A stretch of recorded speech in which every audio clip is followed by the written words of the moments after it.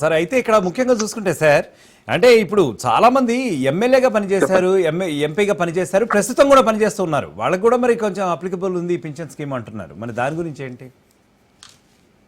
అదే కదా sir, నేనేమంటున్నాను, MLA ఎంపీగా పనిచేసిన వాళ్ళు చాలా తక్కువ మంది ఉంటారు సార్. నేను అదే చెప్తున్నాను, ఒక టర్మ్ 5 ఏళ్ళు కదా, 5 ఏళ్లలో 800 మంది పార్లమెంట్ సభ్యులు, ఉభయ పార్లమెంట్ నేను చెప్పేది 543 ప్లస్ 245 అంతే కదా, ఇద్దరు కలిపి అన్ని అసెంబ్లీ ఒకేసారి 5 ఏళ్ళకైతే పరిమితం అవుతావు కదా.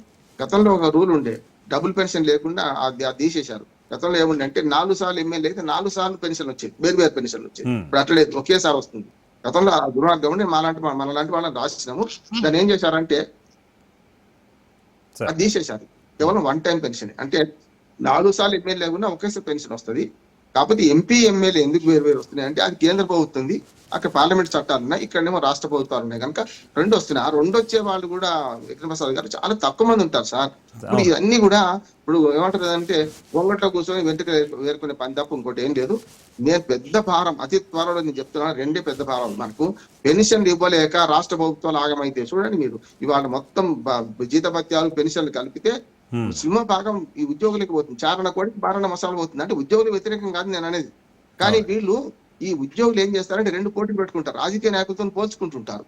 మీ పిల్లల్ని చేర్పిస్తే మా పిల్లల్ని చేర్పిస్తాం. ఏం పోటీ ఇది?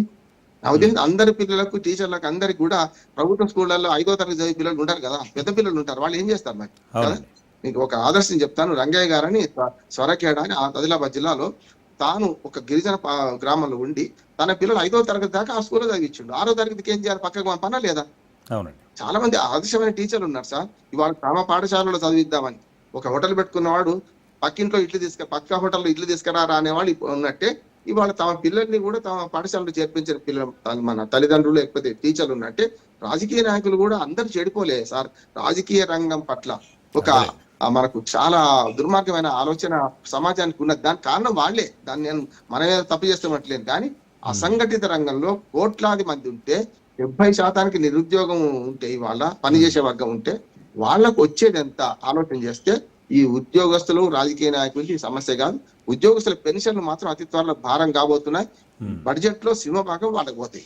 ఇది ఇప్పుడు 1 టైం పెన్షన్ లో కూడా జరుగుతుంది, కానీ అంతకంటే మార్గం లేదు. వాళ్ళు 35 ఏళ్ళు సర్వీస్ చేసినాక వాళ్ళకి పెన్షన్లు ఇవ్వకపోవడం తప్పు కదా. ఇది కూడా అంతే. 2 పెన్షన్లు అనేది కూడా చాలా తక్కువ మంది ఉంటారు విక్రమప్రసాద్ గారు. దీన్ని కొంచెం అవుట్ ఆఫ్ ద బాక్స్ ఆలోచన చేయాలి. చూస్తే బాగా ఈ వార్త చదవగానే చాలా మంది మధ్యతరగతి ఏమంటారంటే బాగుంది, ఇది కరెక్టే కదా, తప్పు కదా అని అనుకుంటుంటారు. కానీ నేను చెప్పిన వాస్తవాలు చెప్తున్నాను కదా.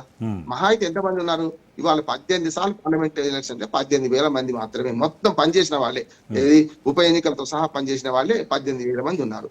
18,000 మందికి నువ్వు లక్షల మందికి తేడా లేదంటారా? 18,000 మందికి లక్షల మంది తేడా 1 కోట్ల మంది కదా. 3,20,00,000 మంది ప్రభుత్వంలో పనిచేస్తున్న వారు. నేను వేరే అంటలేను, బ్యాంకులు ఇవన్నీ మళ్ళీ ప్రభుత్వ రంగ సంస్థలు కలుపుకొని చెప్తున్నాను నేను.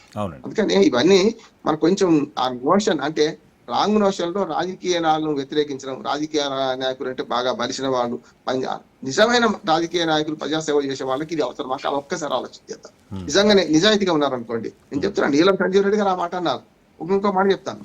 ప్రకాశం పంతులు గారు ముఖ్యమంత్రిగా అయిపోయిన తర్వాత ఆయన ఇంట్లోకి వచ్చినప్పుడు ఆయన ఆత్మకథలు రాసుకున్నారు. మన ప్రకాశం పంతులు గారు జీవిత చరిత్ర చదివితే చాలా విషయాలు తెలుస్తాయి మనకు.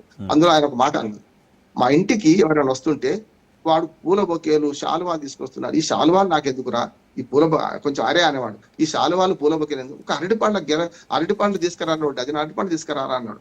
జీవితంలో దుర్భరమైన దారిద్ర్యంలో బతి చనిపోయాడు ఆయన. 1 సంవత్సరానికి ₹1,00,000 ఆదాయం ఉండే ఆయన అడ్వకేట్ గా. అటువంటి వాడు జీవితంలో దుర్భరమైన దారిద్ర్యాన్ని చూసి చనిపోయాడు సార్. రాజకీయ నాయకులు అంతా అట్లాంటి మంచి వాళ్ళు లేరా? గౌతు లక్షణం లేరా? వావిలాల గోపాలకృష్ణ గారు లేరా? ఇవాటికి కూడా అటువంటి వాడిని గుర్తిస్తలేం మనం. నిజంగా రాజకీయం అంటే ఒక ద్రోహము, మోసము, తప్పు అనే భావన ప్రజల్లో ఎందుకు వచ్చిందంటే మిగతా వాళ్ళు చేయగానే ఒక 10% మంచిగా ఉన్నారు, 90% చెడిపోయింది కాదట్లేదు.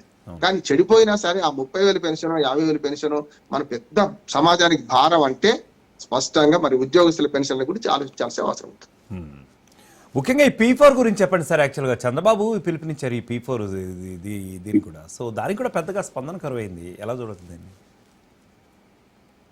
P4 పథకం మంచిది. నా ఉద్దేశం చంద్రబాబు నాయుడు గారు ఏ మాట కమాట ఆయన విమర్శలు చాలా చేస్తాను సమస్య కాదు, కానీ ఇక్కడికి వచ్చే కల్లా ఈ P4 విధానం మంచిది అంటున్నాను.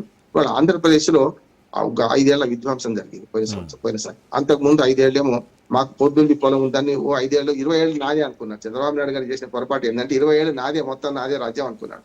అట్లా లేదు, ప్రజలు కూడా అట్లా లేరు ప్రసాద్ గారు. సార్ 2020 మ్యాచ్ ఆడుతున్నారు. అవును రేవంత్ రెడ్డి గారు అంటారు కదా, అందుకంటే P4 విధానం మంచిది.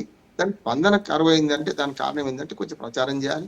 ఇప్పుడు కొన్ని సంస్కరణలు కొంచెం మంచి చెప్తే కొంచెం కష్టం, చెడు తొందరగా నేర్చుకుంటాం. కనుక దీని మీద ఇంకా అవగాహన పెంచాలి. దానివల్ల ఒకసారి తప్పు, ఇంకోటి ఏం లేదు.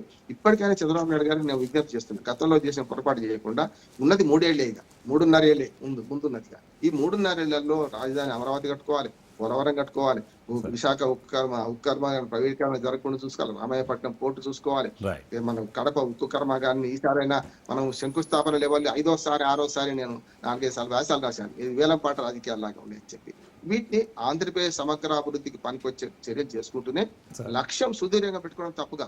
2047 లక్ష్యం కరెక్ట్, కానీ దానికి తగ్గట్టుగా అడుగులు పడాలి కదా. ఈ అడుగులు ఏమంటున్నానంటే 3.5 ఏళ్ల తర్వాత ప్రభుత్వం నాది కాదు, ఈ మాట నేను చెప్పిస్తలేను, నాది కాదు అనుకొని నడిపిస్తే అభివృద్ధిలో ముందడుగుస్తాం. కాదు వచ్చే 10 ఏళ్ళు మనదే, 15 ఏళ్ళు మనదే. చాలా గమ్మత్తుగా చూస్తున్నాం కదా ఎగిరి ప్రసాద్ గారు.